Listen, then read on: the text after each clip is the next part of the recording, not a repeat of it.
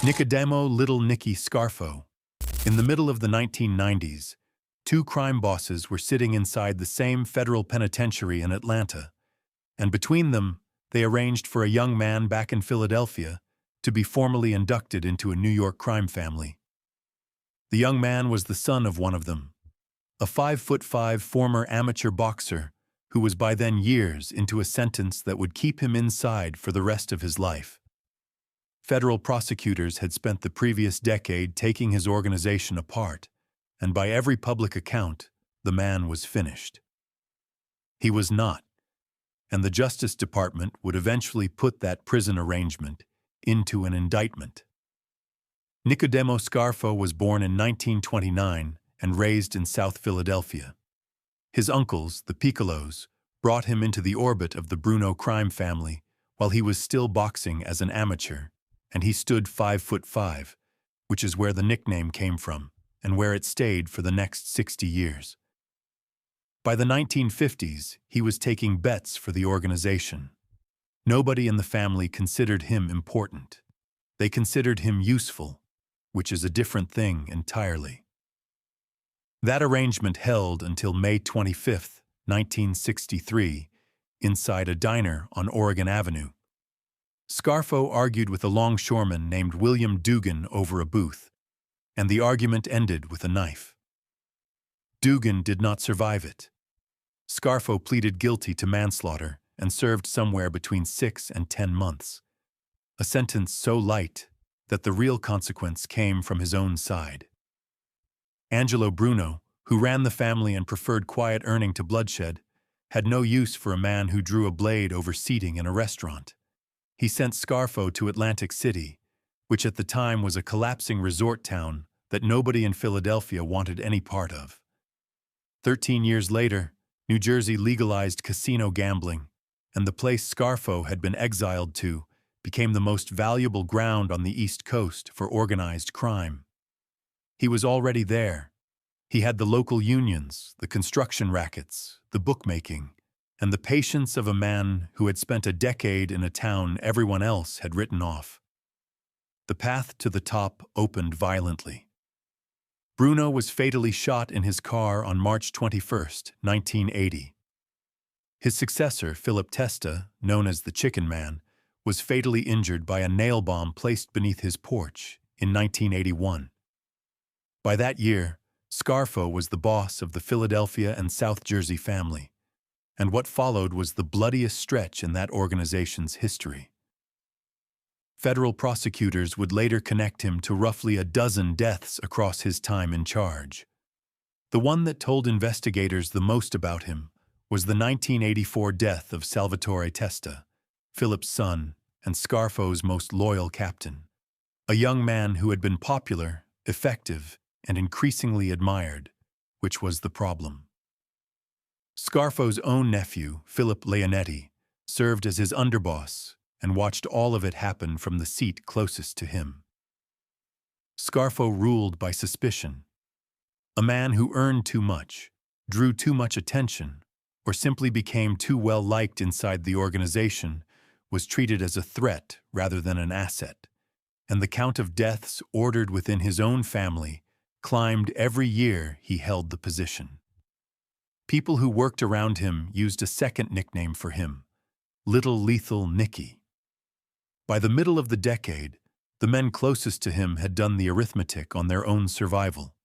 Staying loyal carried a higher risk than talking to the government, and the organized crime investigators in Philadelphia did not have to work especially hard to make that argument to anyone they brought in for a conversation. How does a man who built his entire authority on silence end up dismantled by the people who stood nearest to him? Scarfo was arrested at the Atlantic City airport in January of 1987, and over the next 3 years, he was convicted in 3 separate proceedings. In 1988, a federal court sentenced him to 14 years for extorting a developer over a $1 million bribe intended for a Philadelphia city councilman. In May of 1989 came the case that ended him, a federal racketeering conviction carrying 55 years, built on a conspiracy the jury connected to 8 or 9 deaths along with loan sharking, gambling, drug dealing, and extortion. A state court also handed him a life sentence for the 1985 death of Frank D'Alfonso, known as Frankie Flowers, but that verdict was later overturned and the defendants were acquitted at retrial. The government's case rested on the men Scarfo had trusted most. Leonetti became a cooperating witness against his own uncle. Thomas Caramandi did the same. The code Scarfo had enforced with violence turned out to be the thing his violence destroyed. After the 1989 sentencing, he was shipped to the federal penitentiary at Marion, Illinois. By the middle of the following decade, he was at the penitentiary in Atlanta, and it was there, according to a later Justice Department indictment, that he and imprisoned Lucchese boss Vittorio Amuso arranged for Scarfo's son to be made into the Lucchese family. That son, Nicodemo Scarfo Jr., was sentenced in 2015 to 30 years for his role in the First Plus financial fraud. What made Scarfo unusual among convicted bosses is that the conviction did not actually stop him. He kept issuing instructions on family business from inside, and the organization he was managing at a distance kept coming apart under the same pressure that had broken it the first time. Every man who cooperated made the next man's decision easier. By the time the 1990s were over, the Philadelphia and South Jersey family bore very little resemblance to the one Scarfo had taken control of, and the men who had run it were either dead, imprisoned, or living somewhere under a name the government had given them. Scarfo himself never left custody. He died on January 13, 2017, at the Federal Medical Center in Butner, North Carolina, at the age of 87, of what was reported as cancer. As of August 2026, the 55-year racketeering sentence remains the term he was serving when he passed.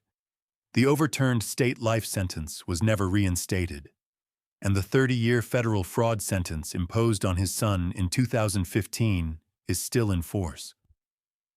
Scarfo's power came from an organization that existed on the outside and reached in through visiting rooms and coded messages.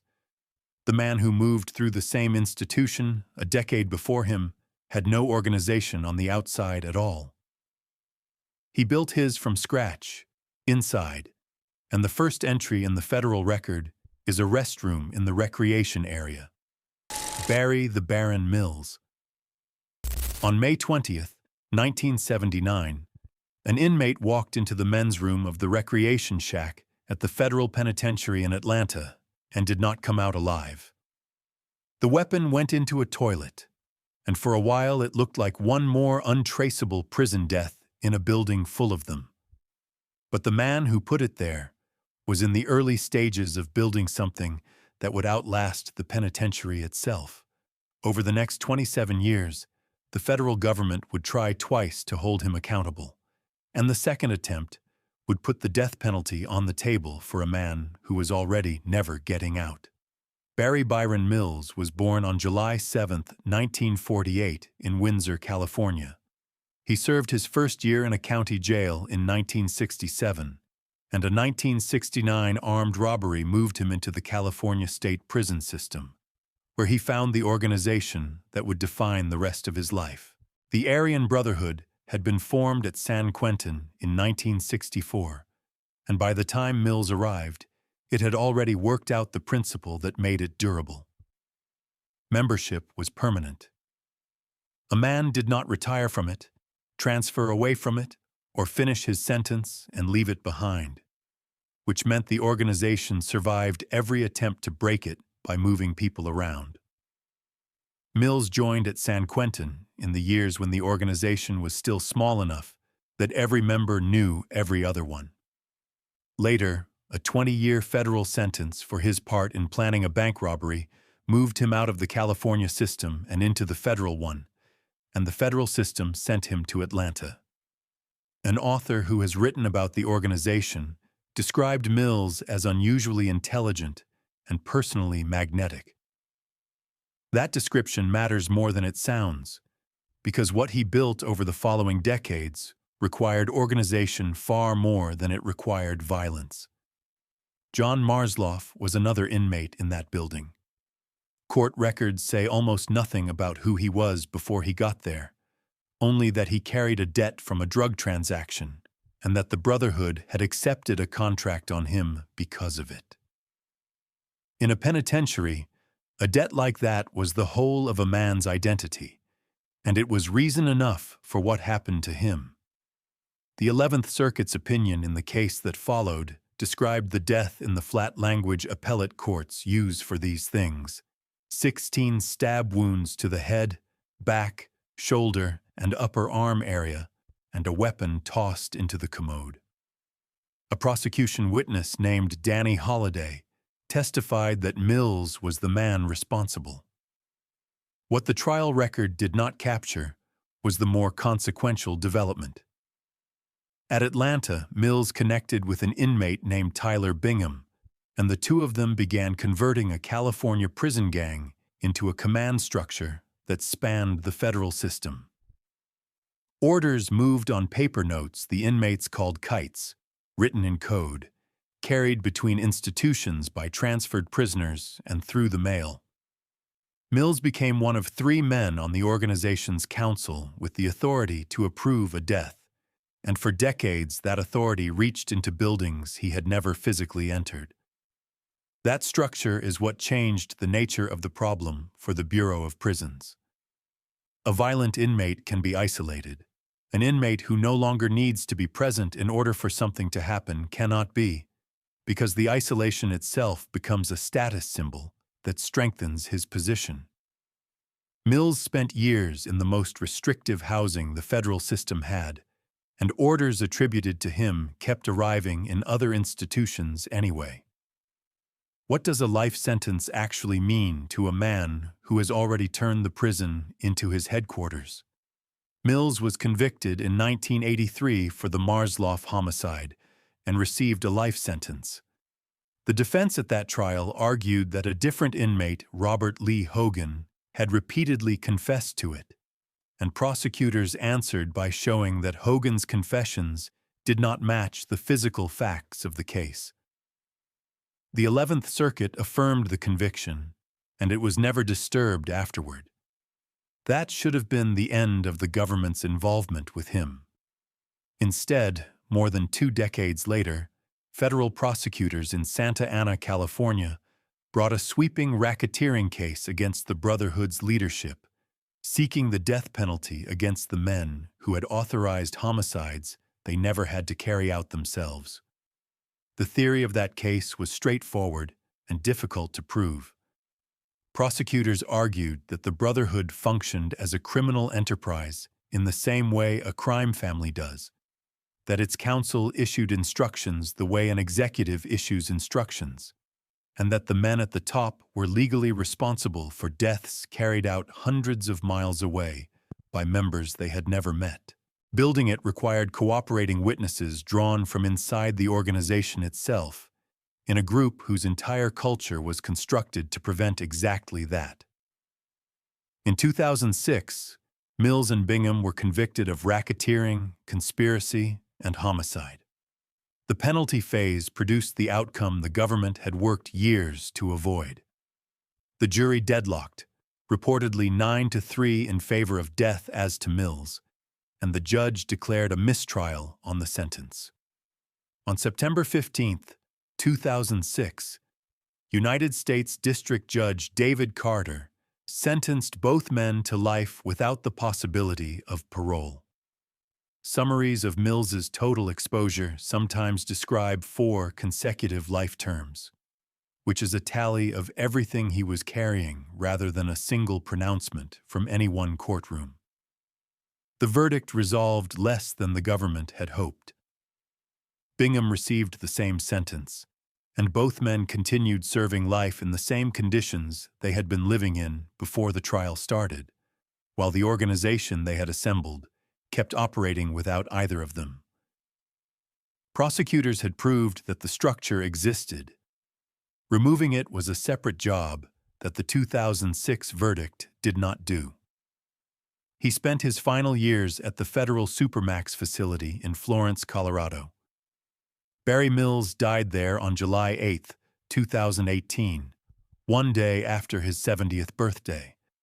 As of August 2026, the 2006 racketeering convictions stand.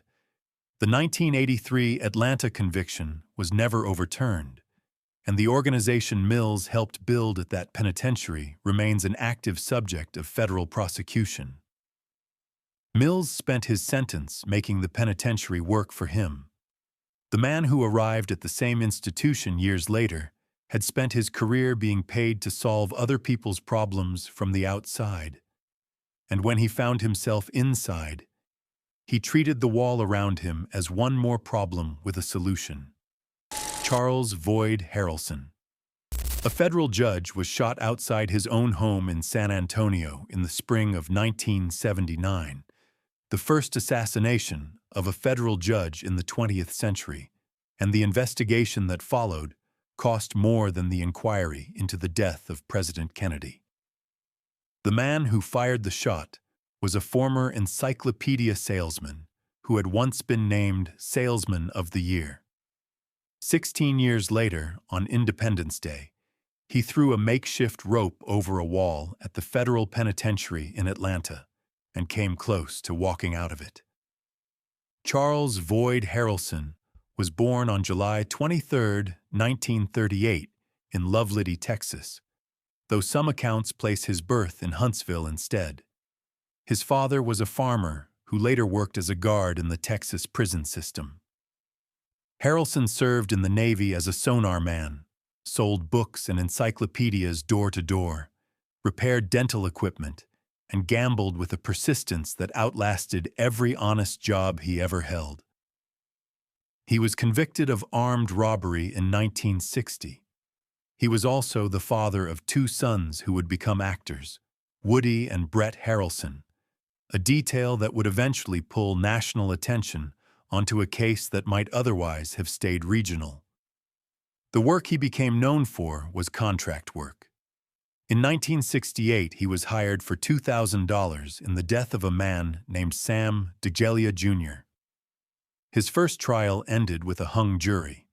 A second, in 1973, convicted him, and he served about 5 years of a 15-year sentence. 5 years of a 15-year sentence is the number that matters most in his file. It put him back on the street by the late 1970s, available, experienced, and known to the people who hired that kind of work. At precisely the moment a man in El Paso started looking for someone willing to take on a federal judge.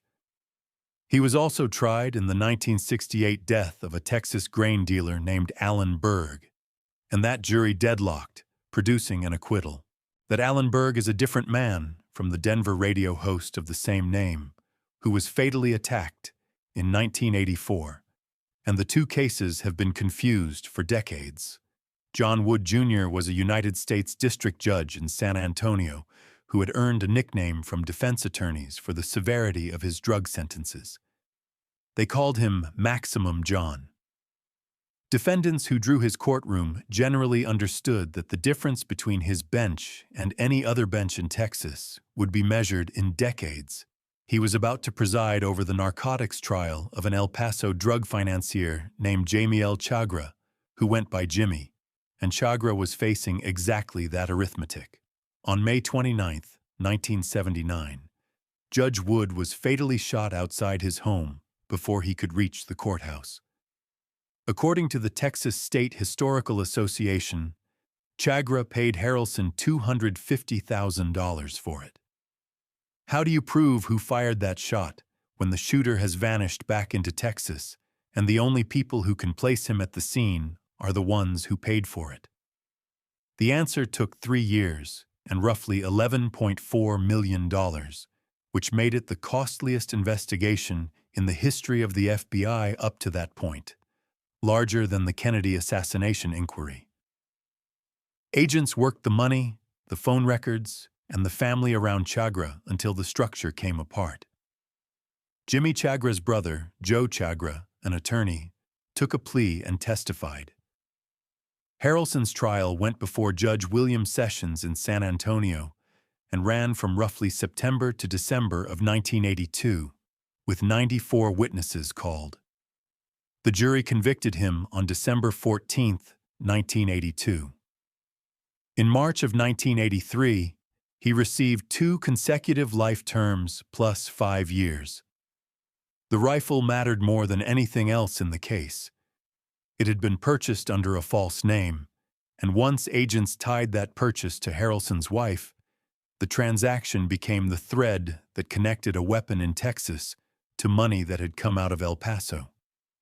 Prosecutors then had to establish something harder, which was that the money had been paid for a specific purpose by a specific man, and for that, they needed the Chagra family to break.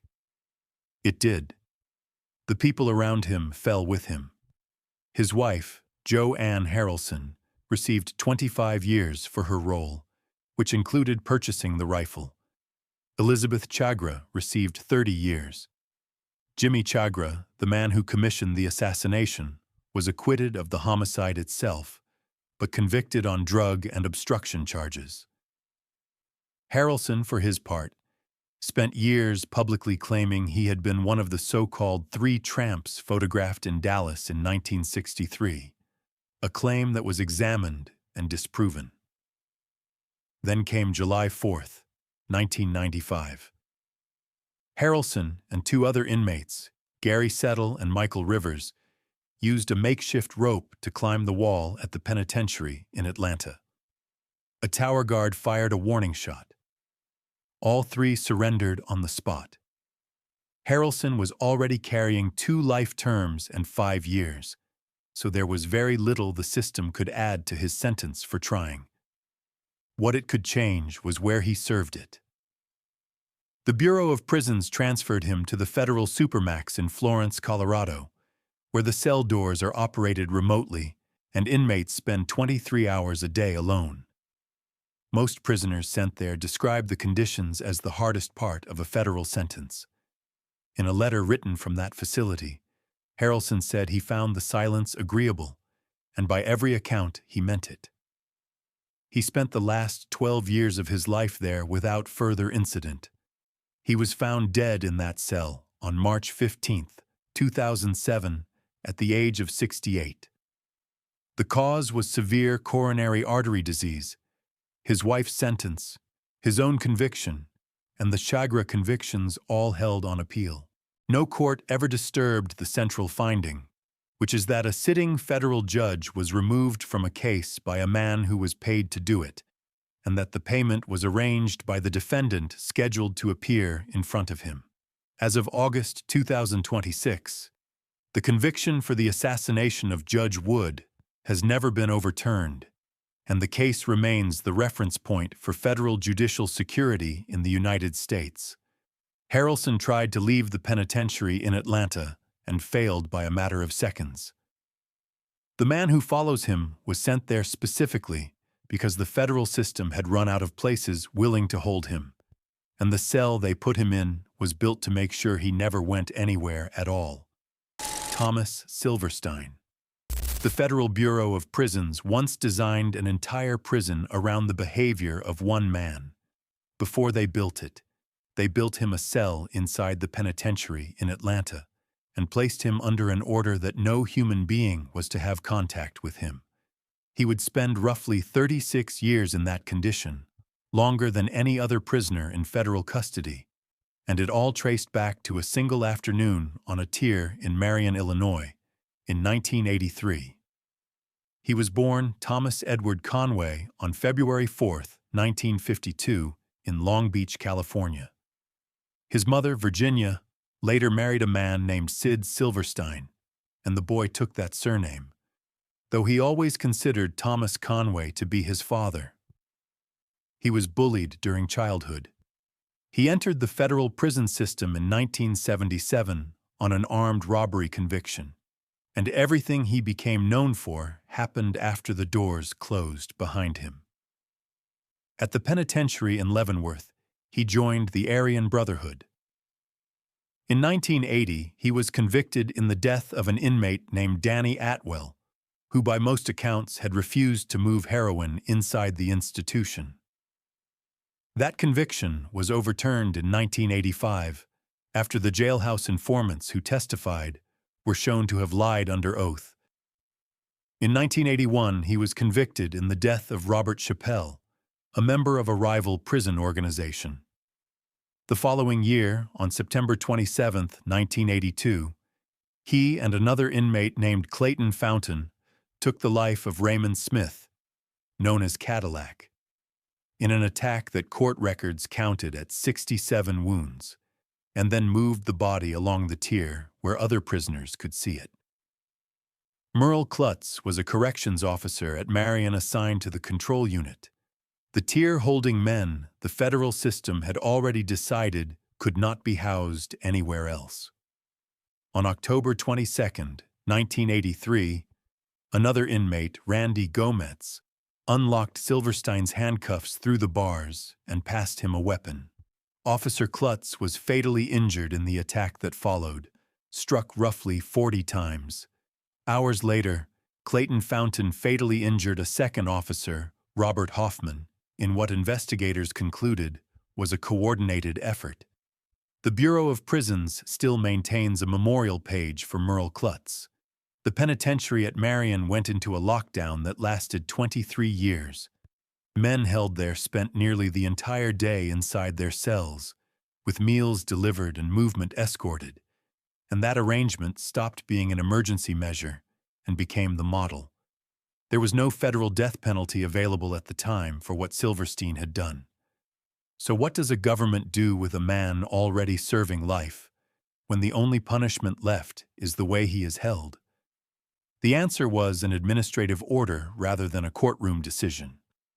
Silverstein was placed under a no human contact designation and transferred to the penitentiary in Atlanta, where he was held in isolation in a cell built specifically so that staff never had to occupy the same open space he did. Every routine that other prisoners perform without thinking, collecting a meal, showering, going to a yard, was redesigned around the assumption that any opportunity would be used. Movement required a team of officers and full restraints. The lights stayed on. He had no work assignment, no group activity, and no conversation that was not conducted through a barrier.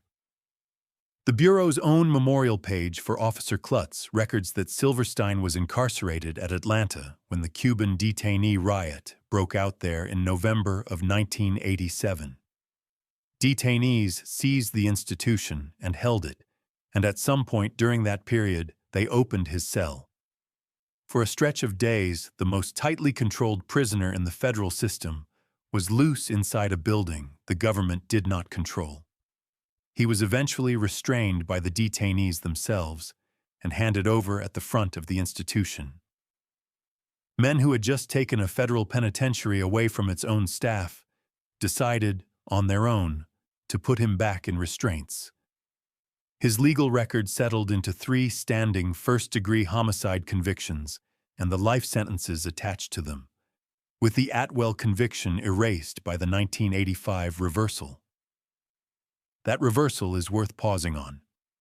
The government had obtained a homicide conviction against him on the testimony of jailhouse informants, and a court later determined that those informants had lied under oath. It did not change his circumstances by a single day, because 3 other convictions were holding him regardless, but it demonstrated that the same institutional pressure producing his violence was also producing evidence that could not be trusted. No appeal ever changed the conditions of his confinement in any lasting way. He remained in isolation as the Bureau moved him from Atlanta to Leavenworth, and eventually to the federal supermax at Florence, Colorado, where he was housed on an isolated segment known inside the facility as Range 13. That prison exists in large part because of him. The federal system had no answer for a prisoner who could not be deterred by additional time and could not be executed under the law as it stood, so it built an answer out of concrete and remote-operated doors. Inside the prison population, he was regarded as a figure who had refused to yield to the Bureau. Inside the bureau, he was regarded as its most dangerous prisoner, and officers reportedly declined to speak to him at all, out of respect for the man he had taken from them. His case also became the standard reference in every serious argument about indefinite solitary confinement in the United States. It is cited by people who consider the practice necessary because of what he did to Merle Klutz, and by people who consider it unconstitutional because of what 36 years of it did to him. Thomas Silverstein died on May 11, 2019, at a hospital in Lakewood, Colorado, following heart surgery. He was 67 years old, and he had been held in isolation for approximately 36 years. As of August 2026, the Supermax facility his case produced is still operating. The no human contact order remained in force until the day he passed, and his confinement remains the longest documented stretch of solitary custody in the history of the Federal Bureau of Prisons. Silverstein's name reached the public almost entirely through court filings and Bureau of Prisons paperwork. The man who served time in the same institution before him became a household name by a completely different route, through a film about a robbery he was never charged with. If you're liking this video and you're not subscribed yet, now's the time. We drop new cases every day. Subscribe so you don't miss the next one. James Jimmy the Gent Burke. On December 11, 1978, a crew walked into a cargo building at Kennedy Airport and walked out with roughly $5 million in cash and another $1 million in jewelry, the largest cash robbery in American history at the time. Within a year, most of the men who had touched that money were gone. The one person investigators were certain had planned the whole thing was never charged with the robbery at all, and he spent the last 14 years of his life in custody for something else entirely. He was born James Conway on July 5, 1931 in New York City, and he was known for the rest of his life as James Burke. He was abandoned young and raised across a series of foster homes, and by 1949, he had a forgery conviction and a 5-year sentence attached to it. He was 18 years old, and the record from that point forward is continuous. By the 1960s, Burke was operating out of a bar he ran in Queens called Robert's Lounge, using it as a base for loan sharking and bookmaking. According to Henry Hill, who worked alongside him for years and later testified for the government, the property served a second purpose as an informal burial ground for people who had stopped being useful. Burke was an associate of the Lucchese crime family rather than a member of it. His Irish ancestry meant he could never be formally inducted, no matter how much money he brought in, and he brought in a great deal of it, most of it from freight hijacked out of the airports. In 1972, that career hit its first serious interruption. Burke and Hill were convicted of extortion for beating a Tampa gambler named Gaspar Chiacho, who owed money to a union official named Casey Rosado. Both men received 10 years. Several accounts of what followed, including Hill's own, place Burke at the federal penitentiary in Atlanta, serving that sentence alongside Hill and another associate named Angelo Sipe, and describe his release in 1978 after roughly 6 years inside.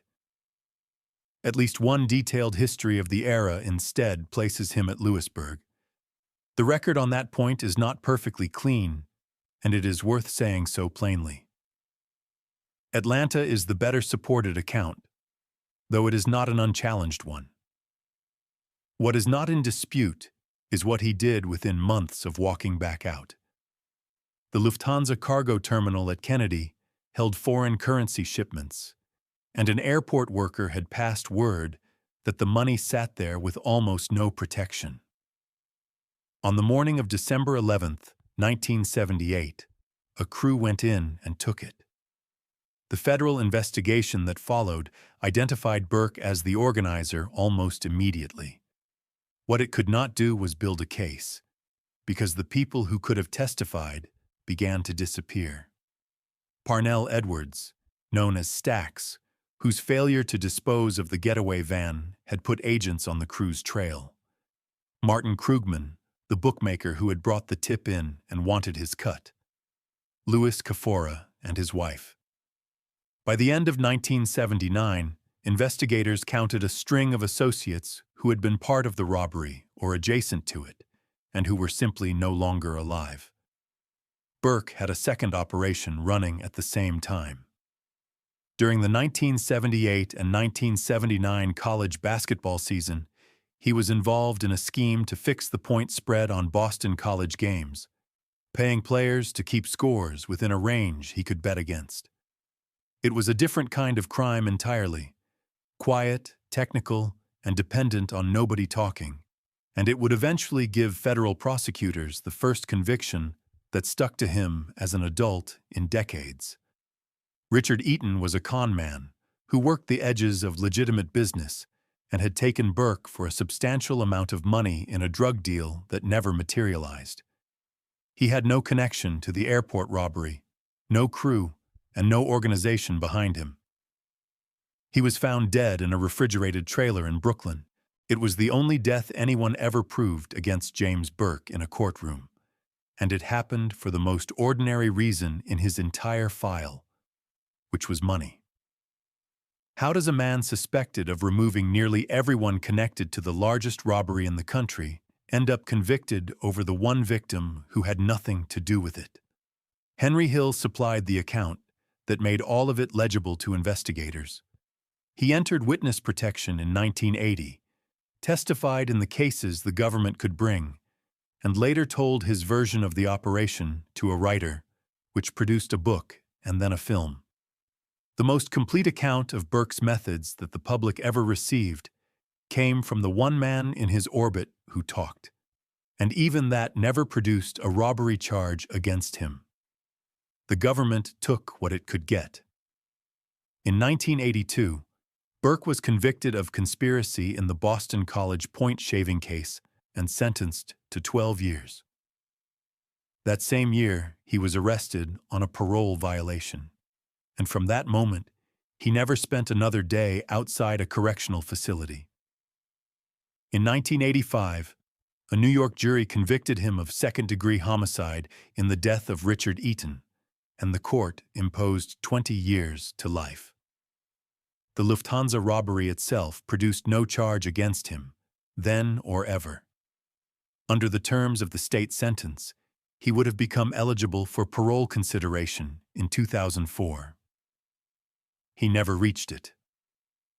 Burke developed cancer while serving the state sentence out of Wenda Correctional Facility in Alden, New York. He was moved to Roswell Park Cancer Institute in Buffalo, and he died there on April 13, 1996, at the age of 64. 4 years earlier, a film had turned his life into one of the most recognizable crime stories in American culture, with an actor playing a version of him under a different name. As of August 2026, the second-degree homicide conviction Burke was serving at his passing has never been disturbed. No one has ever been convicted of planning the Lufthansa robbery, and the case files on the associates who went missing in 1979 remain open. Burke's reputation traveled with him into every institution that held him, and it protected him. Reputation does not always work that way. The man who arrived at the penitentiary in Atlanta in the winter of 1963 was the most recognizable inmate in the building, and inside a prison, being recognizable is a liability. Meyer Harris Mickey Cohen. Exactly one inmate was ever bailed out of Alcatraz, and it was a Los Angeles gambling boss with a tailor, a press following, and a 15-year tax sentence. When the appeals finally ran out, the federal system moved him to the penitentiary in Atlanta. He lasted about 7 months there before another prisoner walked up behind him in a workshop carrying a 3-foot iron pipe. Meyer Harris Cohen was born on September 4, 1913, in Brooklyn, into a Jewish immigrant family that moved west while he was small. He grew up in the Boyle Heights section of Los Angeles, worked the streets selling newspapers, and boxed as a featherweight before deciding that the money was better on the other side of the law. He came up under Bugsy Siegel, who ran the West Coast operations for the National Syndicate. When Siegel was fatally shot in 1947, Cohen inherited the territory. For the next decade, he was the most visible organized crime figure in California. He ran gambling, bookmaking, extortion, and loan sharking along the Sunset Strip, and he maintained working relationships with Meyer Lansky and Frank Costello on the East Coast. What separated him from almost everyone else in that business was that he enjoyed the attention. He talked to reporters.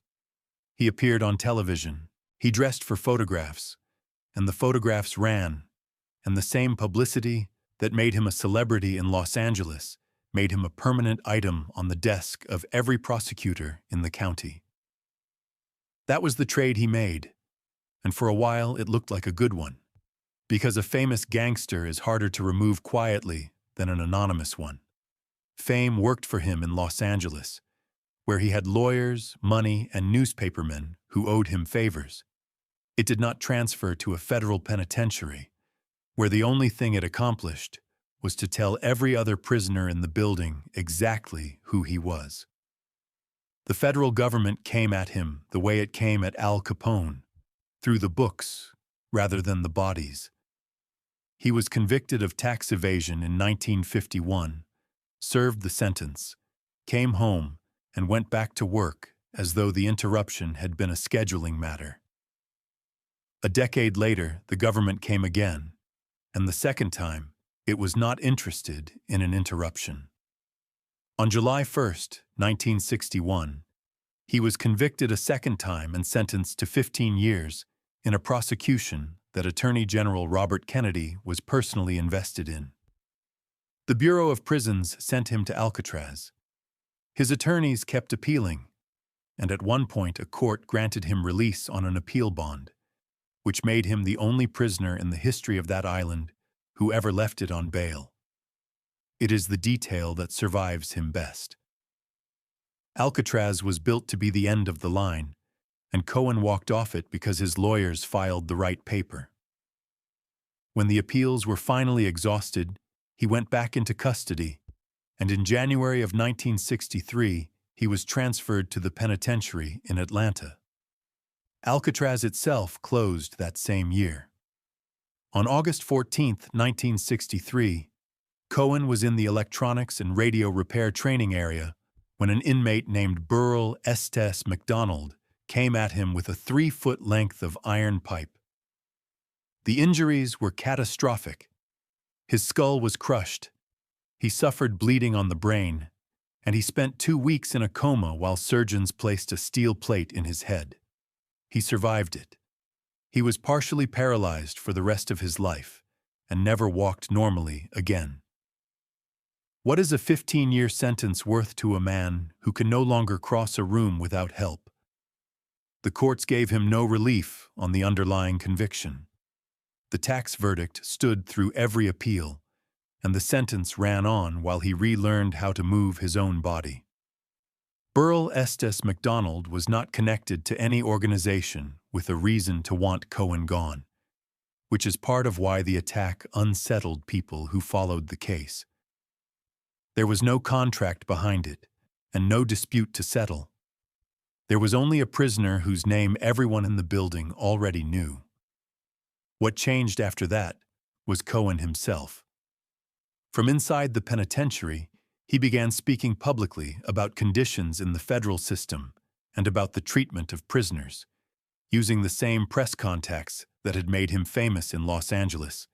And for the first time, the coverage was not about his suits. He served 9 years in total.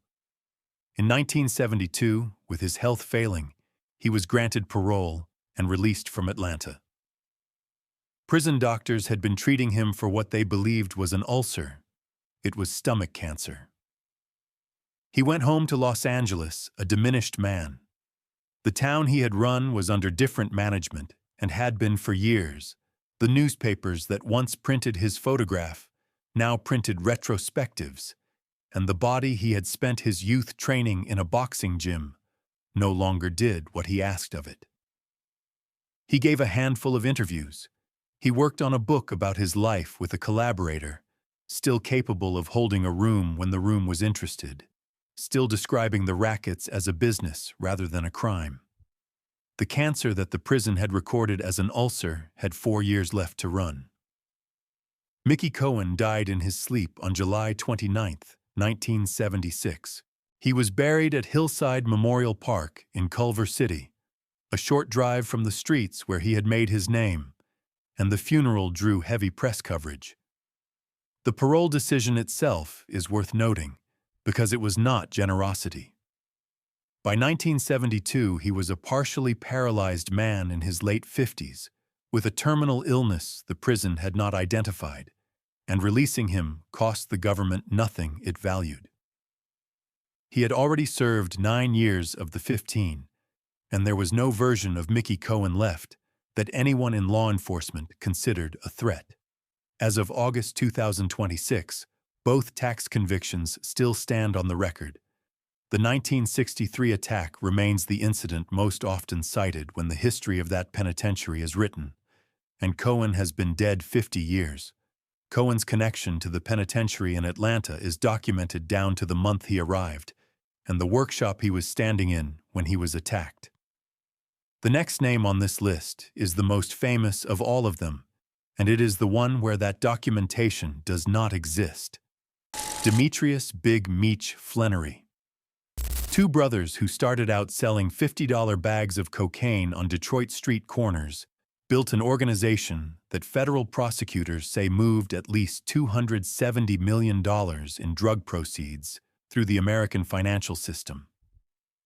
Its center of gravity was Atlanta, where the older brother ran nightclubs, a record label, and a lifestyle expensive enough to advertise itself on billboards.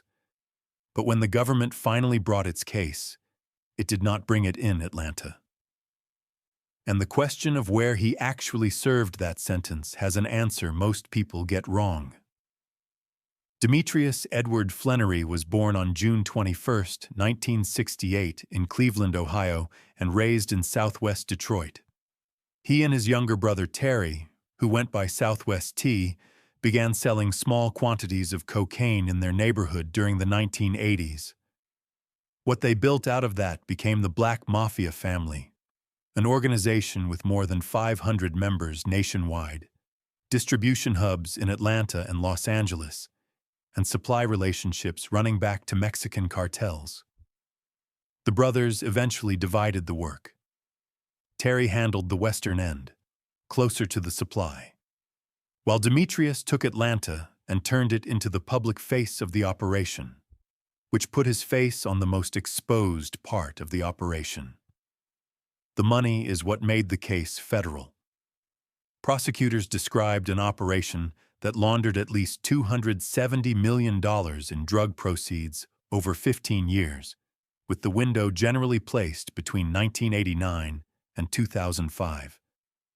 A great deal of it ran through BMF Entertainment, a hip-hop label he operated in Atlanta that functioned as a front, sponsoring parties, buying billboards, and generating the appearance of legitimate income. There was no real attempt at concealment. The organization spent money in public, on cars, on clubs, on advertising that carried its own initials, on the assumption that a business visible enough would be taken for a business. Federal agents building a case do not require much more encouragement than that. This is the point where the record has to be handled carefully, because the premise that puts him on lists like this one does not survive contact with the documents. No Bureau of Prisons record, no court filing, and no major newspaper places Demetrius Flannery at the federal penitentiary in Atlanta. The claim circulates widely online and appears to trace back to a single unsourced sentence. His federal case was not even prosecuted in Georgia. It was brought in Detroit, in the Eastern District of Michigan, before Judge Avern Cohn. The custody trail that can be documented runs elsewhere, He spent roughly 3 years in a suburban Michigan jail awaiting resolution of the case. From 2005 to 2008. He was held briefly in a rural Georgia jail in 2008, while his attorneys requested a transfer to the Federal Correctional Institution at Jessup. He completed a 24-month Special Management Unit program at a facility that has never been publicly confirmed. Court documents then place him at the Federal Correctional Institution in Sheridan, Oregon, and afterward at Coleman Low in Florida. It is not difficult to see how the confusion took hold. The organization's most visible operations were in Atlanta. The city is where his clubs were, where the label was, where the money was most obviously being spent. The federal penitentiary in Atlanta was also, for decades, one of the busiest holdover and pretrial facilities in the country, a place through which enormous numbers of federal prisoners passed on their way to somewhere else. Put those two facts next to each other, and the assumption writes itself. Assumptions, however, are not records. There is a broader reason these gaps exist. Prisoners held before 1982 do not appear in the Bureau of Prisons' online inmate locator at all, which is why so much of what is known about who served time at the Atlanta Penitentiary comes from court opinions, newspaper archives, and the testimony of the men who were there. So how does a man with no documented act of violence inside any prison end up on a list of inmates the other inmates feared? The answer has far more to do with scale and reputation than with anything he was ever accused of doing inside a prison. He became a recognizable figure in American popular culture while incarcerated. The subject of documentaries, a television series, and a steady flow of coverage that treated him as a legend of the era, and lists of dangerous prisoners tend to be assembled from that kind of attention, rather than from Bureau of Prisons files.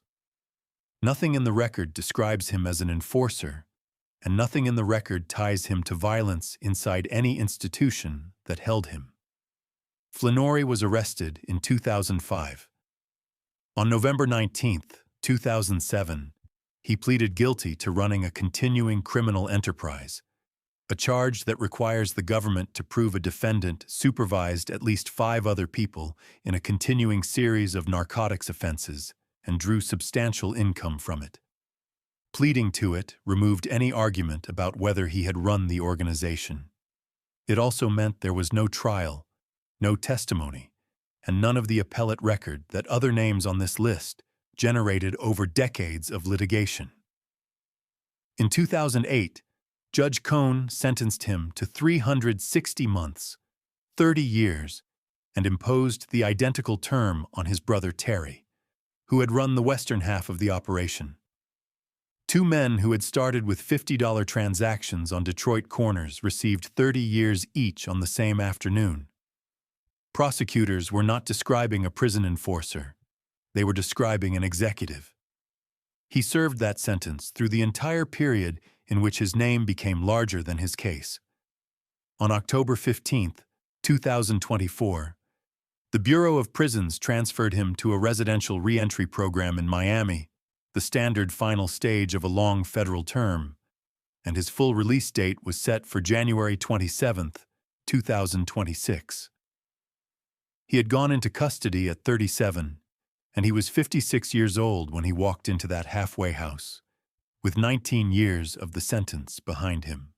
As of August 2026, Demetrius Flannery has completed his federal sentence and is a free man for the first time in roughly 21 years, and his placement at the penitentiary in Atlanta remains unverified by any primary record. Flannery's file is the thinnest link to that building on this entire list. The last name on it is the opposite. The homicide connected to him happened inside the walls, in daylight, in a courtyard, and it sits in federal indictments and newspaper obituaries alike. Herbert Herbie Sperling. On July 26, 1977, a prisoner was fatally attacked in a courtyard at the federal penitentiary in Atlanta. He was the man who had engineered the theft of 400 pounds of heroin and cocaine out of the New York Police Department's own property vault, and word had spread that he was talking to the government. Prosecutors said the contract on him had been placed by another inmate in the same building. That inmate walked out of the courtroom acquitted, and 2 other men went down for it. Herbert Sperling was born on December 29, 1938, in the Hell's Kitchen section of Manhattan, the son of Jewish immigrants from Eastern Europe. His father, Irving, a jewelry salesman, died when Herbert was 1 year old, leaving his mother, Cecile, to raise him in a neighborhood that was already producing the next generation of the city's criminal class. He was sent to a reformatory during childhood for truancy.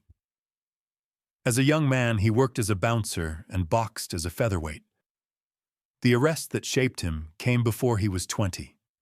He was picked up in a heroin case alongside Joseph Valachi, the man who would later become the first member of the American Mafia to testify publicly about its existence.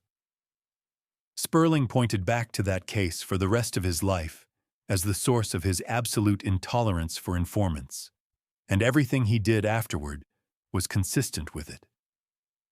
By the early 1970s, prosecutors were calling him the operational kingpin of a highly organized and ongoing narcotics network, one that brought heroin in from France and distributed it along the East Coast.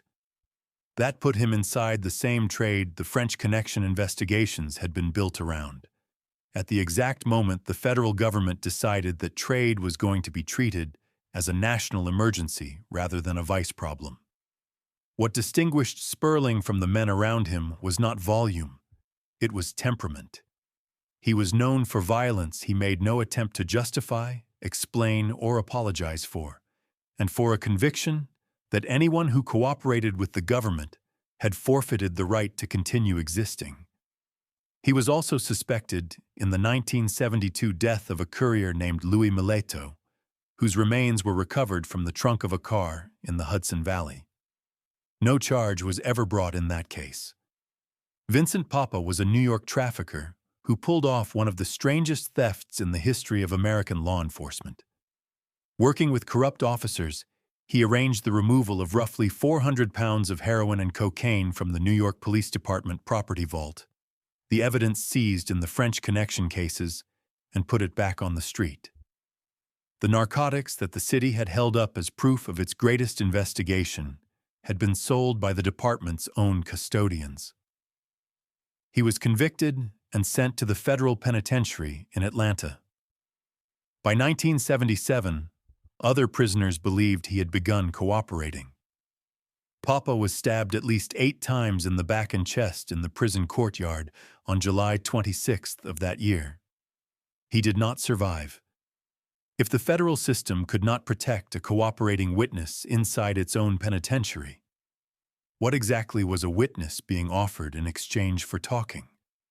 Sperling was already serving the sentence that had made him notable. He was arrested in April of 1973 and convicted on drug trafficking charges before Judge Milton Pollock, who sentenced him to life without the possibility of parole. He was among the first defendants in the country to receive that penalty under the federal narcotics statutes, written in the early 1970s. At sentencing, he did not ask for mercy. He told the court, in substance, that he was and always would be the better man in the room, and he delivered it the way an actor delivers a closing line. It was not a strategy. Life without parole under those statutes carried no mechanism for reconsideration, no parole board, and no scheduled review. The sentence meant precisely what it said, and Sperling understood that when he stood up to say it. In 1977, he was indicted for hiring 3 fellow inmates at the Atlanta penitentiary to take Papa's life. The trial that followed produced a split result.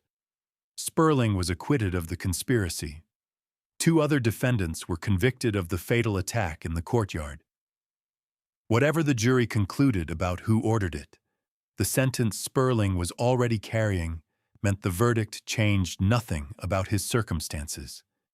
He had no parole date to protect and no release to work toward, which is the structural problem the case exposed. A prisoner with nothing left to lose is not deterred by the threat of another sentence, and the federal system's answer to that problem, at that point in its history, was mostly to move such men between institutions and hope the arrangement held. Nobody was ever convicted of ordering the death of Vincent Papa.